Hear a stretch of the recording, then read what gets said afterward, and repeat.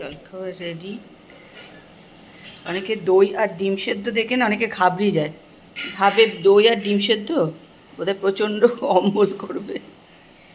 জলখাবারের দই আর ডিম সেদ্ধ কিন্তু খাওয়াই যায়, কোনো অসুবিধা নেই। মিষ্টি করছে রান্না, মিষ্টি একটুখানি কষা মুরগির মাংস করছে, কষা কষাই করব। ডিমটা তুলে দিতে হবে, রাখো আমি তুলে দিচ্ছি। নমস্কার, সবাই কেমন আছো? ব্লগ হলিক সীমাতে সকলকে স্বাগত জানিয়ে আজকের ব্লগ এখান থেকে শুরু করছি। মোটামুটি কাজকর্ম তো ঘরের হয়ে গেছে, আর বেশ ভালো রোদও উঠেছে আজকে। তো বিছনা টিছনা সব ঘরেরই তোলা হয়ে গেছে। এখানে মিষ্টি রান্নাবান্না করে দিয়ে চলে গেছে, মেশিনও চালিয়ে দিয়েছি। এখন বাজে হচ্ছে 1:20, আর এদিকে রান্নাঘরেও চলে এসেছি, ভাত বসিয়ে দিয়েছি। রান্নাঘরটা পরিষ্কার করছি, এখনও পরিষ্কার করা হয়নি। তো পোশাক টোশাক করে তারপরে আমি চান করতে যাব।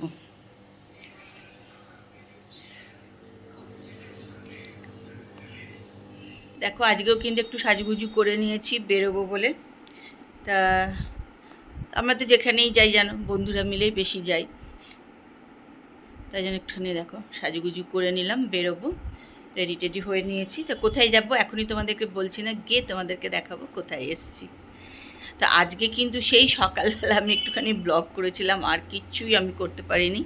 তো এখন আবার একটু তোমাদের সঙ্গে কথা বললাম, আবার যেখানে যাচ্ছি গিয়ে আবার ওখানে তোমাদের সঙ্গে কথা বলবো। আজকে সত্যি একদম সারাদিন কিচ্ছু কোনো ব্লগই আমি করিনি, হয়নি, করাই হয় না, এক একদিন হয় না না, ওই জন্য আজকে করতেই পারিনি। তা যাই হোক, চলো ওখানে গিয়ে তোমাদের সঙ্গে কথা বলবো। একটু গঙ্গা এখানে এসছি জোড়াঘাটে, যে তনুশ্রী এসছে, কৃষ্ণা এসছে, আমরা একটুখানি এখানে এসছি, দেখি একটু প্রদীপ জ্বালিয়ে দিয়ে যাবো ভাবছি। গঙ্গা জলে ছিটে দিচ্ছে কৃষ্ণা।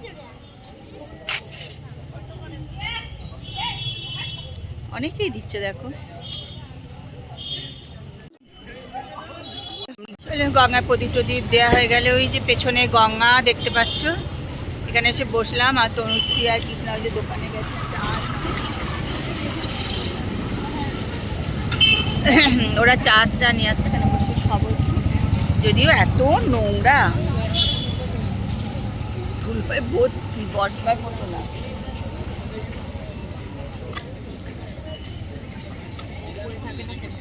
যাই হোক চলো, ভালোই লাগে এখানে এসে একটুখানি বসলে, রাস্তাও দেখা যায়, পেছনে গঙ্গা আছে দেখা যায়। ওই যে কৃষ্ণা চা নিয়ে আসছে।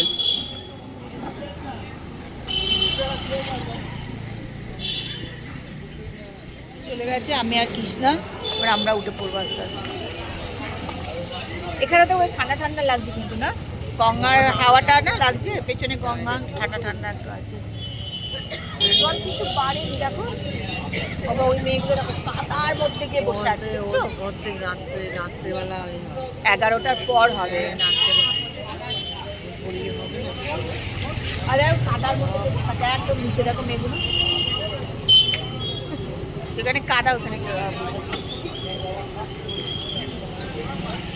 ঘুরে টুরে এলাম, এসে ভাত করলাম, করে ভাত টাতও খাওয়া হয়ে গেল। খেয়ে দিয়ে রান্নাঘর পোষা টোষা সব কিছু করে নিয়ে চলে এসেছি ঘরে। এই ক্রিমটা নিয়ে বসলাম, একটুখানি ক্রিম মাখবো। আজকে একটুখানি মুখটা টান টান লাগছে আর কি মনে হচ্ছে। তো এখন একটু মাখবো ক্রিম, আর একটু ভাবছি টিভি দেখবো। এই যে টিভিটা এবার খুলবো, এখনও খুলিনি, তাই এটা টিভি দেখবো। এখন বসে আছি, 10:30 বাজে।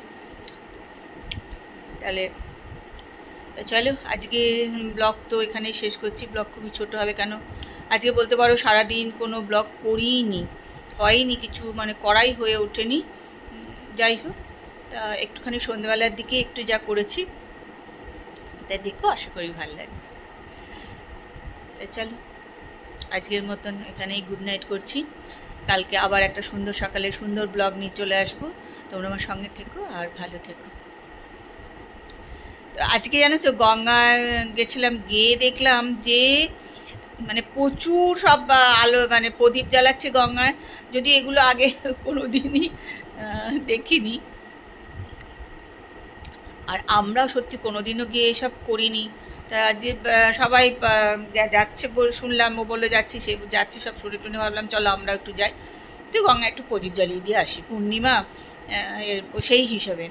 তা গিয়ে দেখলাম উড়ে বাপরে প্রচুর গঙ্গাতে সব প্রদীপ জ্বালাচ্ছে, এ করছে প্রচুর। তবে গঙ্গায় এরকম ওই সোলার ইয়ের ভেতর দিয়ে গঙ্গায় দিয়ে দিচ্ছে, সেগুলো ঠিক হচ্ছে না।